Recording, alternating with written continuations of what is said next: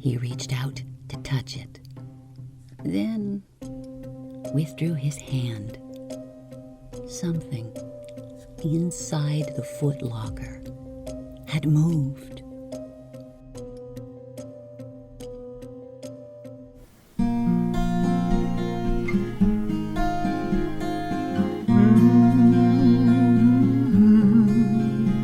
Fast asleep. Welcome to Fast Asleep with Gina Marie. Welcome to your weekly classic short story. Hi everybody, I'm Gina. Thank you for being here. I think we're pretty much kicking through the summer, aren't we? I hope you've been able to relax and turn off the outside world for a while this summer. Don't forget, we are in this together. We can get through it. And now, here is something I cannot say every week. Ready? Today's author is not dead. Right? Well, don't forget we draw from a huge variety of stories, classic stories, and many of our authors would be well over 100 years old today. I still wish we could interview them all. Today's author is Stephen King. And he has got to be grateful just to be alive for a few reasons. I learned not long ago that he was declared unfit for military service. Shouldn't be laughing at that. For several reasons.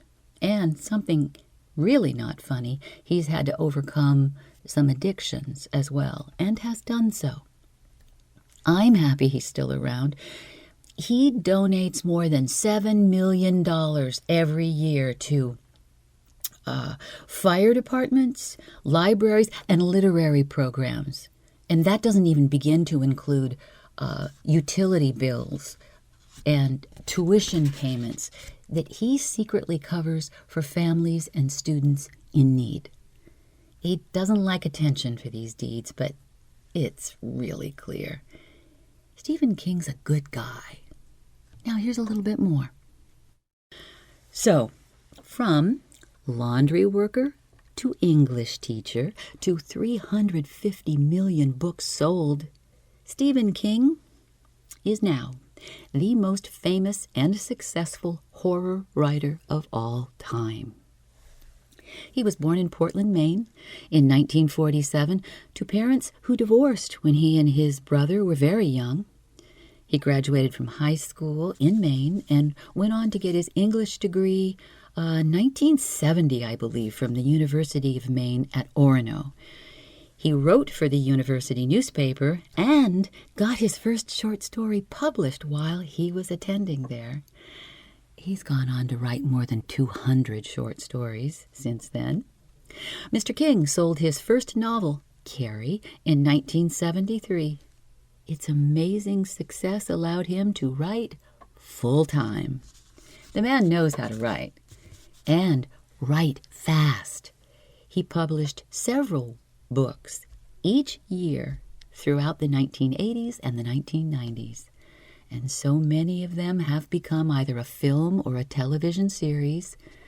Misery, Shawshank Redemption, The Green Mile, oh, they prove he really is the king. His awards, you're not going to get me to do it. They're way too numerous to list here. But I will say they include the National Medal of Arts, 2014. These days, Stephen King is happily married to his wife of 53 years, Tabitha. They have 3 children, 2 are writers, and 1 is a reverend. I can't wait to get your response for today's story. It's one of his earlier ones, and you know what? It may have been inspired by an H.G. Wells story we did very recently right here on Fast Asleep, The Magic Shop. See if you don't agree. Published in 1972. Tuck in, everybody, for Stephen King's Battleground.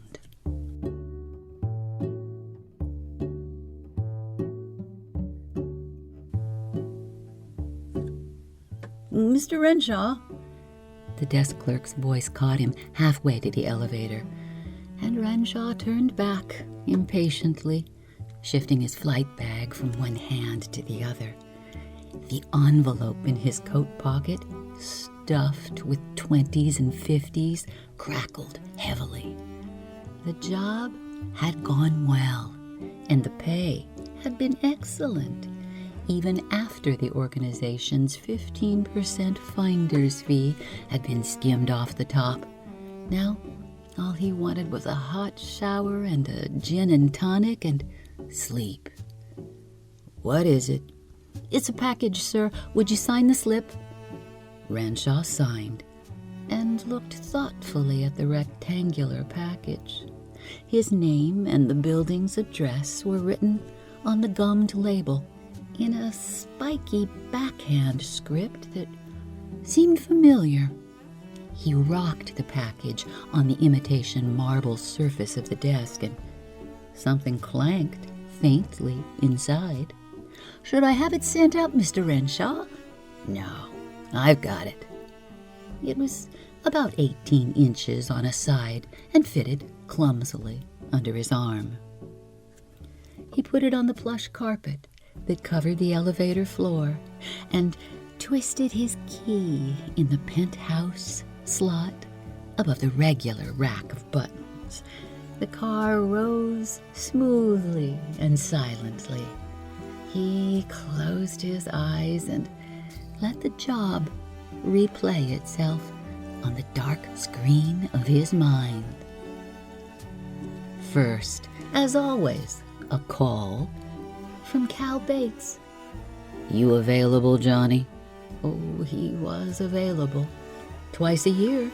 Minimum fee, $10,000. He was very good, very reliable. But what his customers really paid for was the infallible predator's talent. John Renshaw was a human hawk, constructed by both genetics and environment to do two things superbly: kill and survive.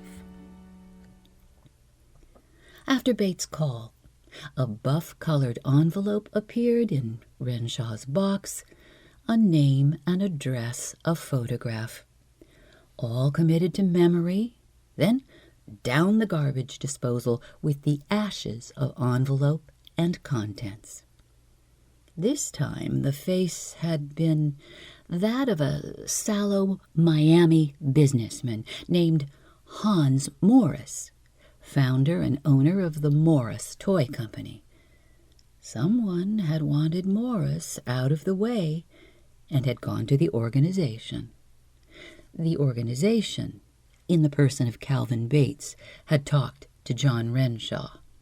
"Pow! Mourners, please, omit flowers." The doors slid open. He picked up his package and stepped out.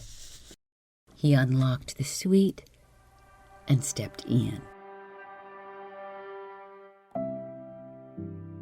At this time of day, just after 3 p.m., the spacious living room was splashed with April sunshine. He paused for a moment, enjoying it. Then put the package on the end table by the door and loosened his tie. He dropped the envelope on top of it and walked over to the terrace.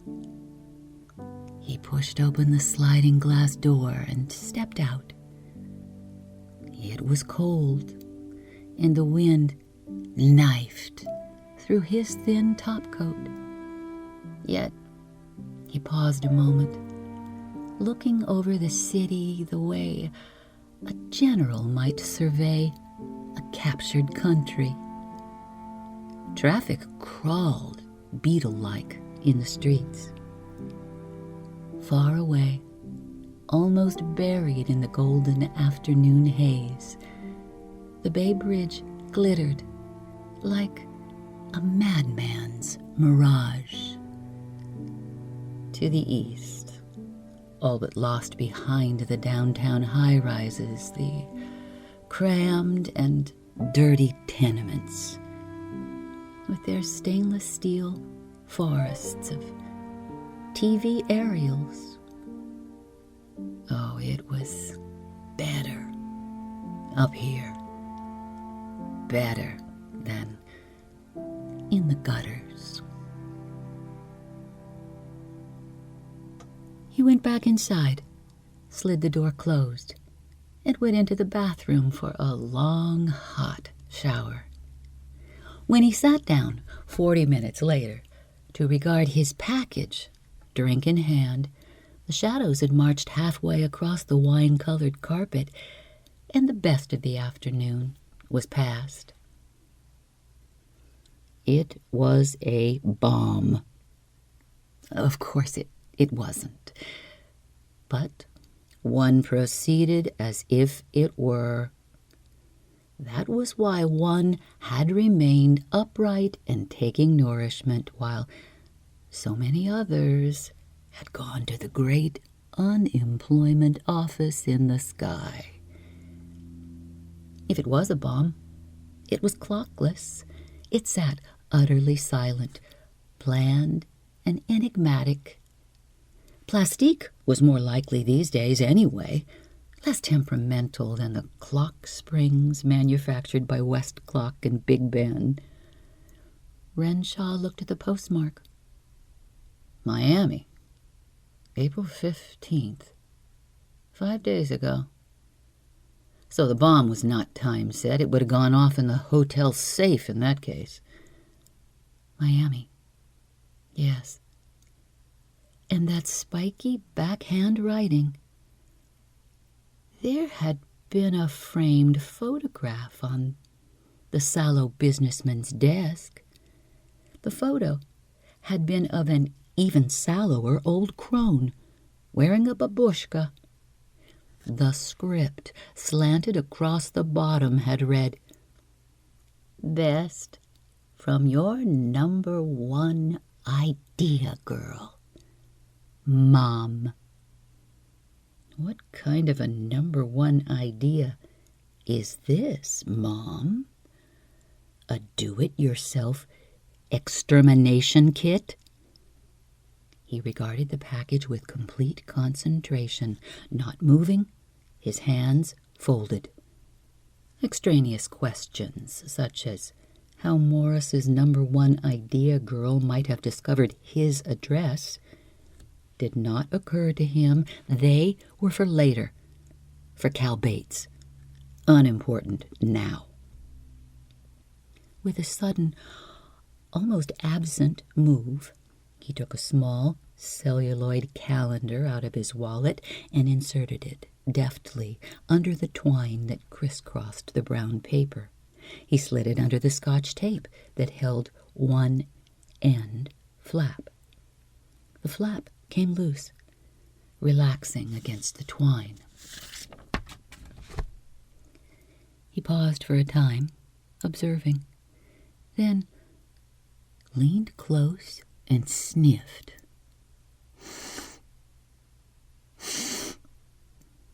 Cardboard, paper, string. Nothing more. He walked around the box, squatted easily on his haunches, and repeated the process.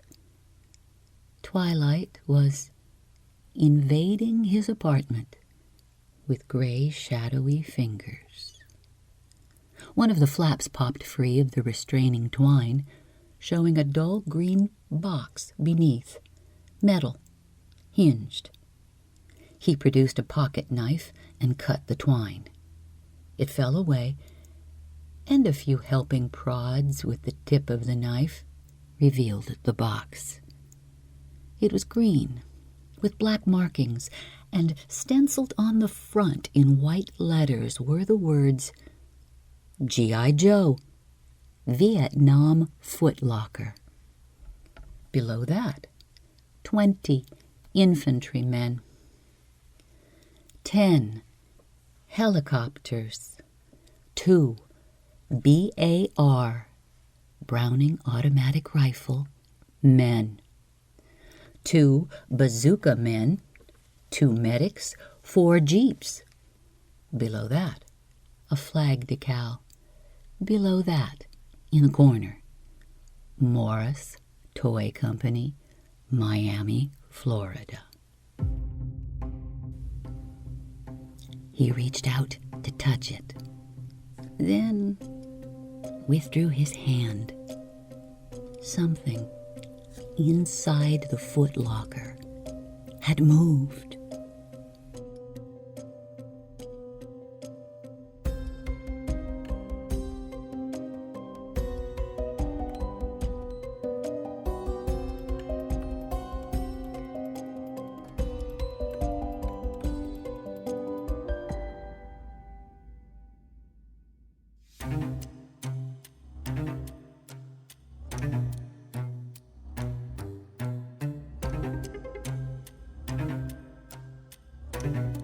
Stay with me.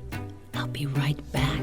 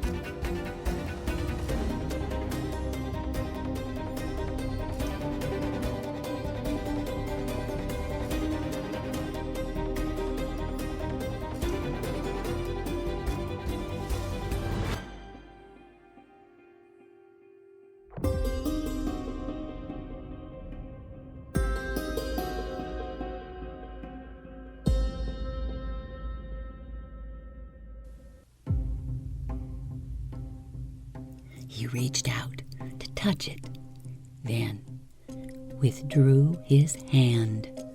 Something inside the footlocker had moved.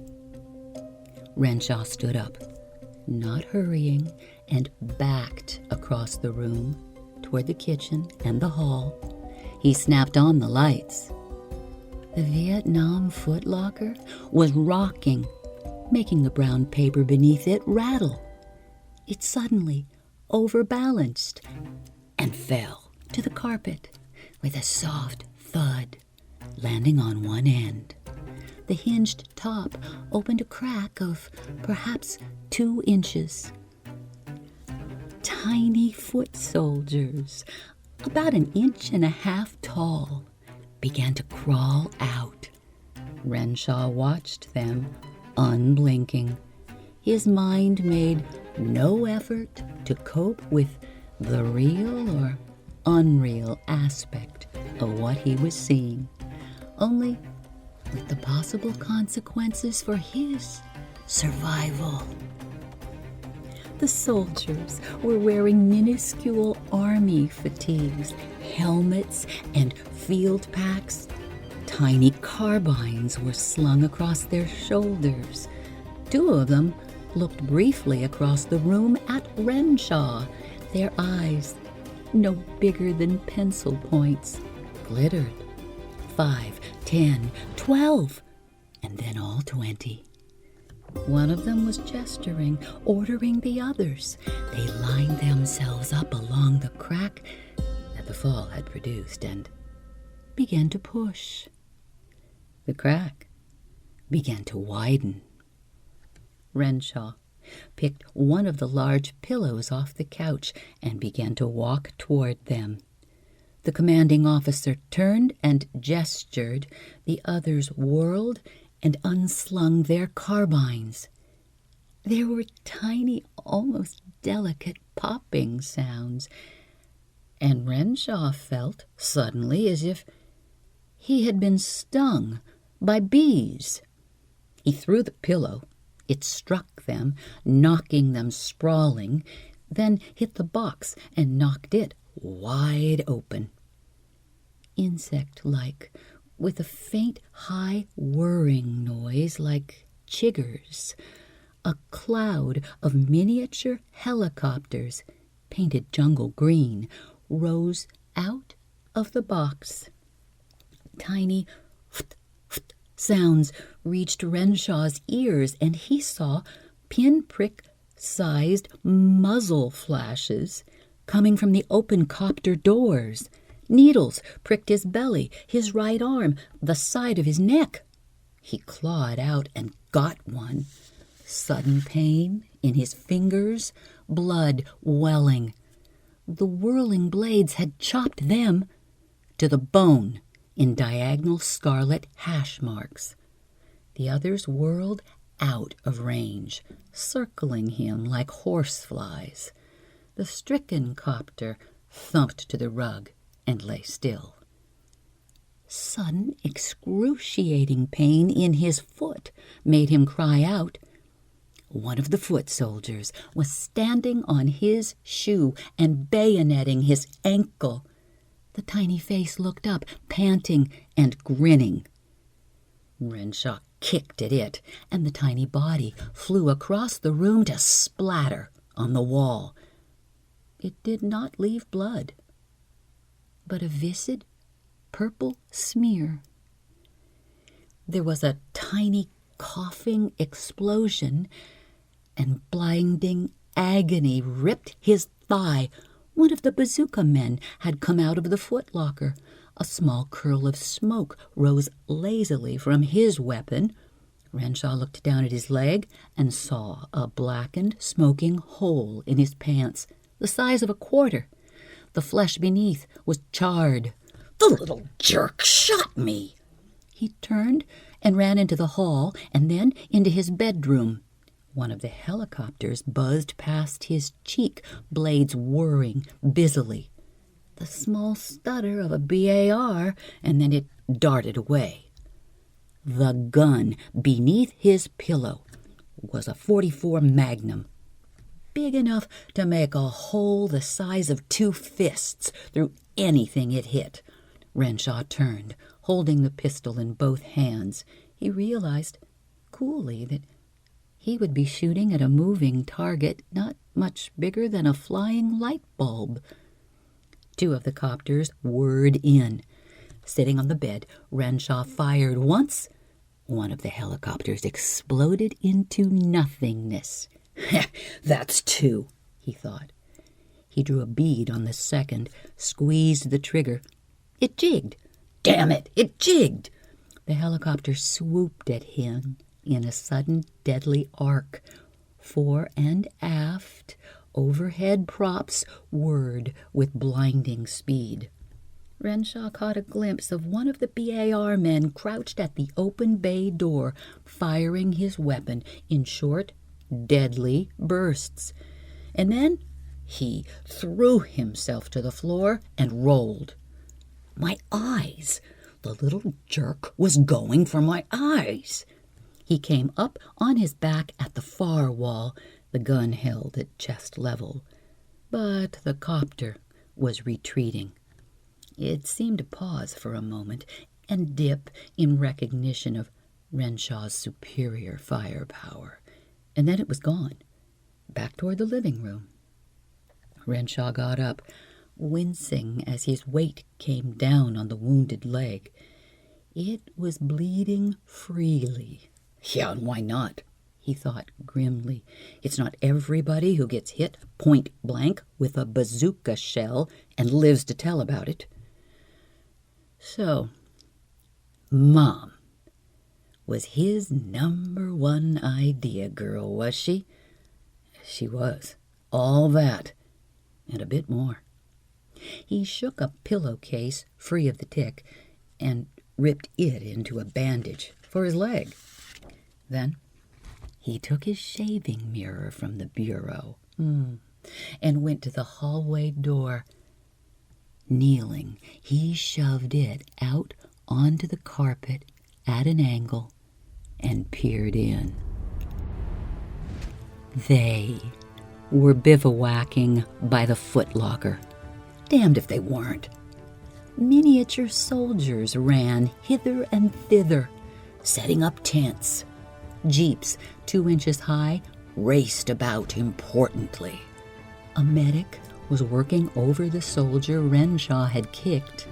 The remaining 8 copters flew in a protective swarm overhead at coffee table level. Suddenly, they became aware of the mirror, and 3 of the foot soldiers dropped to one knee and began firing. Seconds later, the mirror shattered in 4 places. Okay then. Renshaw went back to the bureau and got the heavy mahogany odds and ends box Linda had given him for Christmas. He hefted it once, nodded, and went to the doorway and lunged through. He wound up and fired like a pitcher throwing a fastball. The box described a swift, true vector and smashed little men like 9 pins. One of the Jeeps rolled over twice.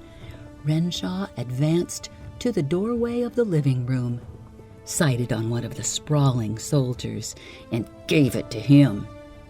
Several of the others had recovered.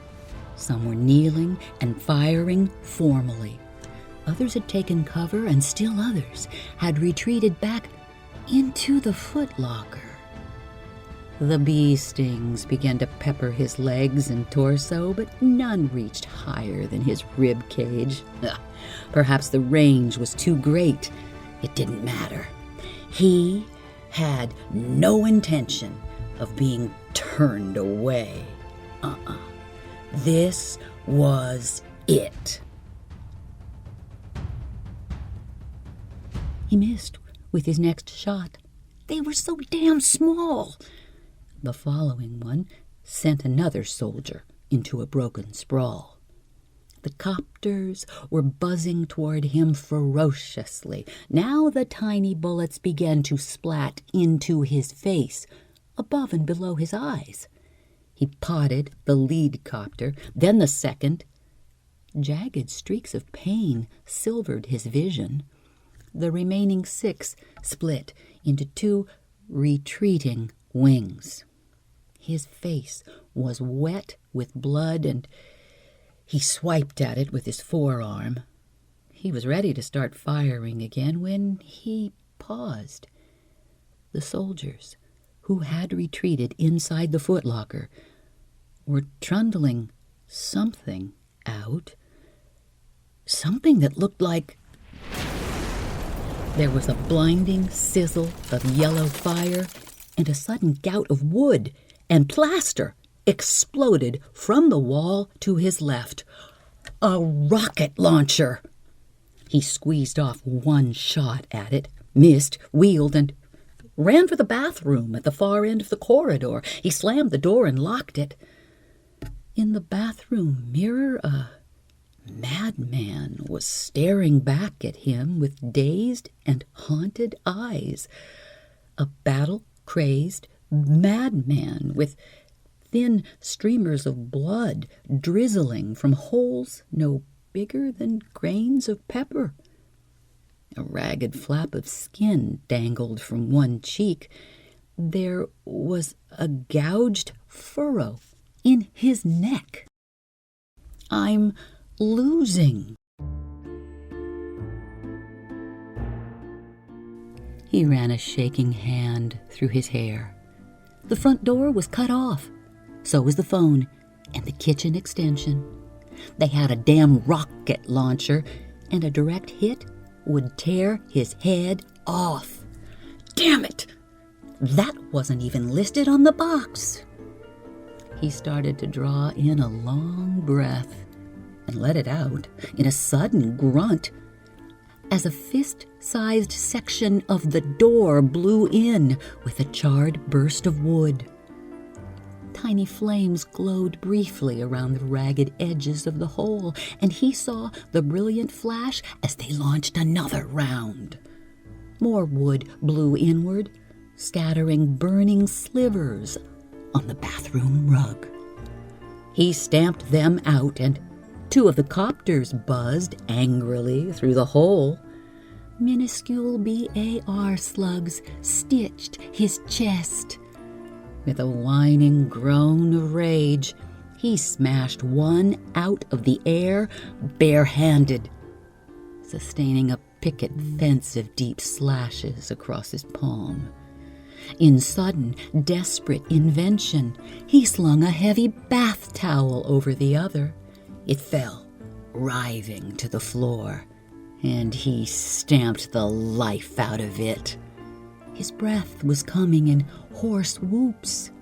Blood ran into one eye, hot and stinging, and he wiped it away. "There, damn it! There! That'll make them think." Indeed, it did seem to be making them think. There was no movement for 15 minutes. Renshaw sat on the edge of the tub, thinking feverishly. There had to be a way out of this blind alley. There had to be. If there was only a way to flank them. He suddenly turned and looked at the small window over the tub. There was a way. Of course there was. His eyes dropped to the can of lighter fluid on top of the medicine cabinet. He was reaching for it when the rustling noise came.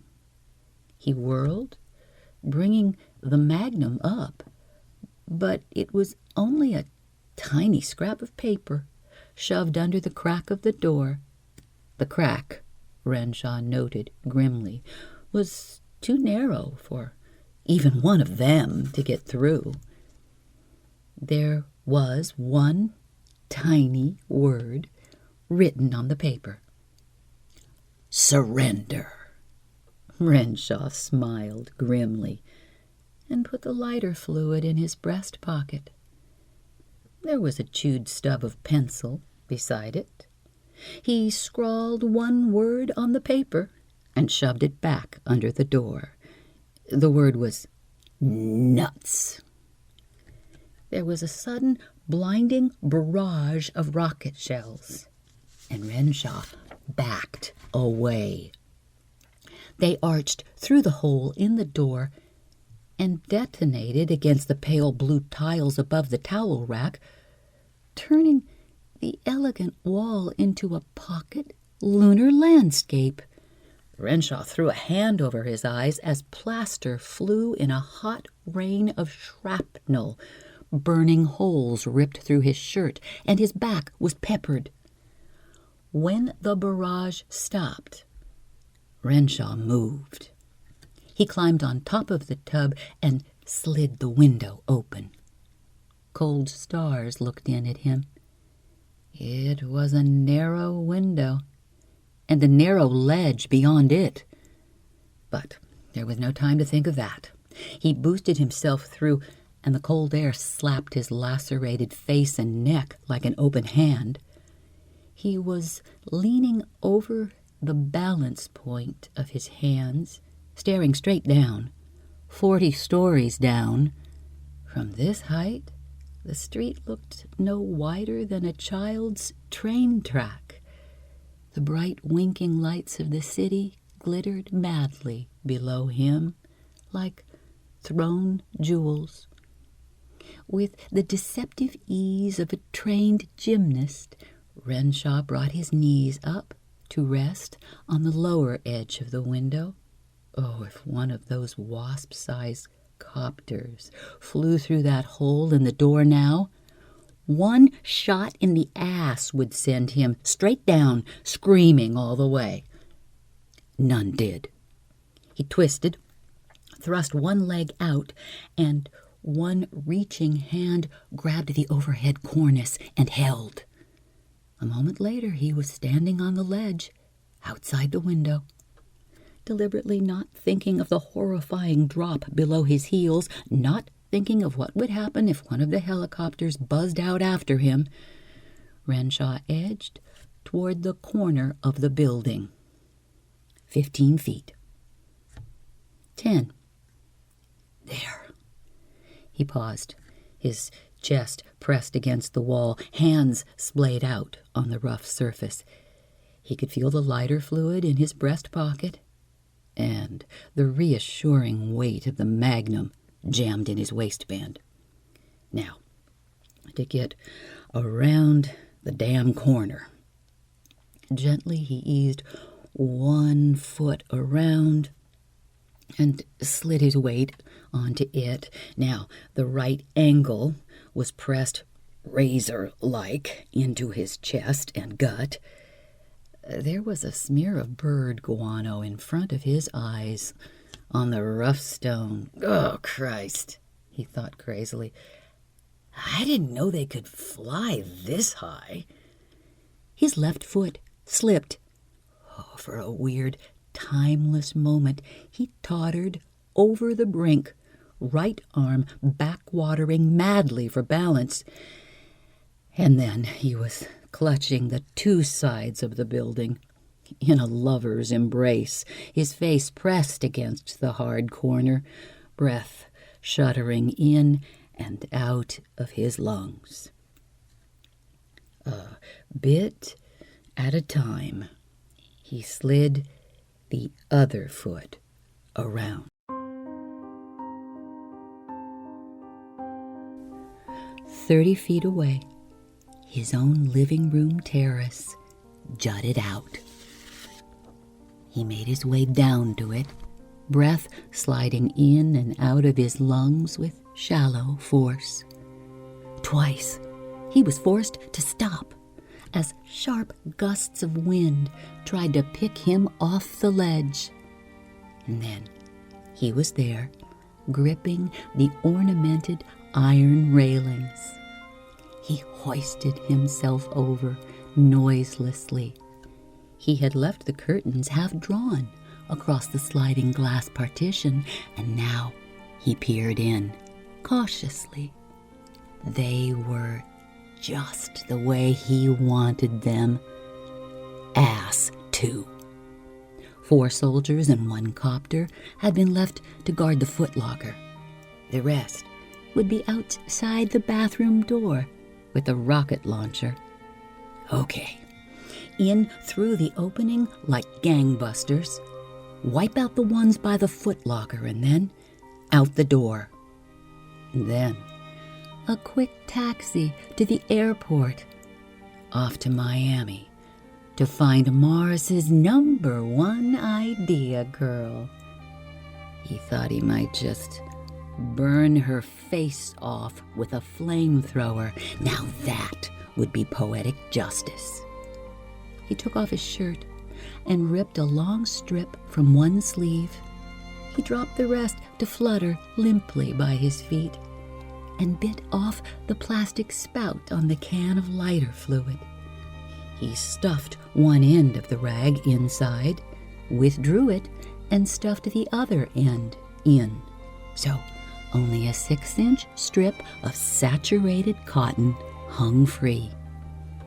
He got out his lighter, took a deep breath, and thumbed the wheel. He tipped it to the cloth, and as it sprang alight, he rammed open the glass partition and plunged through. The copter reacted instantly, kamikaze diving him as he charged across the rug, dripping tiny splatters of liquid fire. Renshaw straight-armed it, hardly noticing the jolt of pain that ran up his arm as the turning blade chopped his flesh open. The tiny foot soldiers scattered into the footlocker. After that, it all happened very rapidly. Renshaw threw the lighter fluid. The can caught, mushrooming into a licking fireball. The next instant, he was reversing, running for the door. He never knew what hit him. It was like the thud that a steel safe would make when dropped from a respectable height, only this thud ran through the entire high-rise apartment building, thrumming in its steel frame like a tuning fork. The penthouse door blew off its hinges and shattered against the far wall.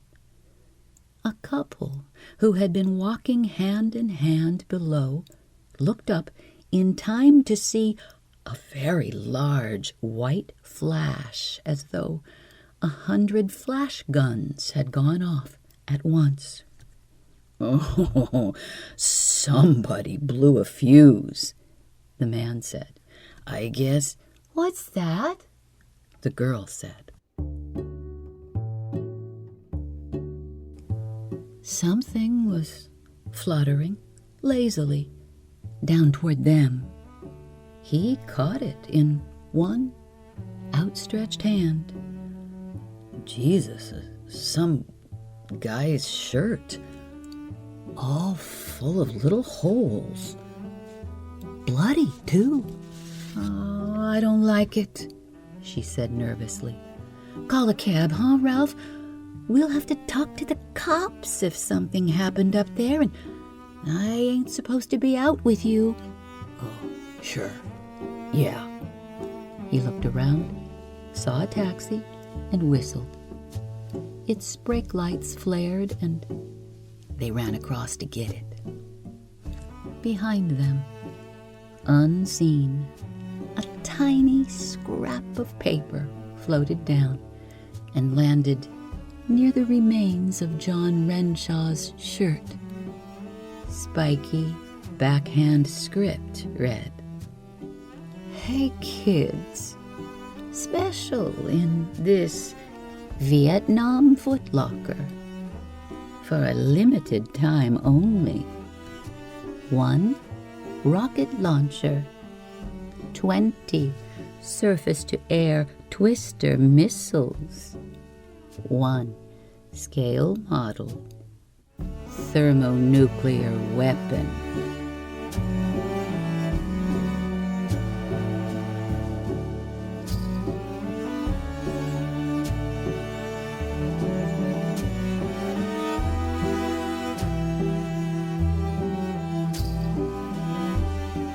Introduction information for this episode is from a 2021 article on biography entitled Stephen King, and other information in our show notes. Music for this episode is Want to Dance, Scene 3, from Maya Belsitzman. Dolce, from Alon Peretz. Riddles, from Fable Forte. Kingdom of Judah, from Noam Zagir. Wishful Thinking, from Itay Argaman. And Shiver, from Pablo Suarez. We'd love to know what you think. Reach us right here in comments, or you can email us at fastasleepwithginamarie44@gmail.com. You can find us on Instagram, Facebook, and on TikTok. We are so grateful when you take the time to review us and comment and like and subscribe. And thank you for listening. Keyword: Mom. Next week, 2 from Shirley Jackson about husbands. Good night.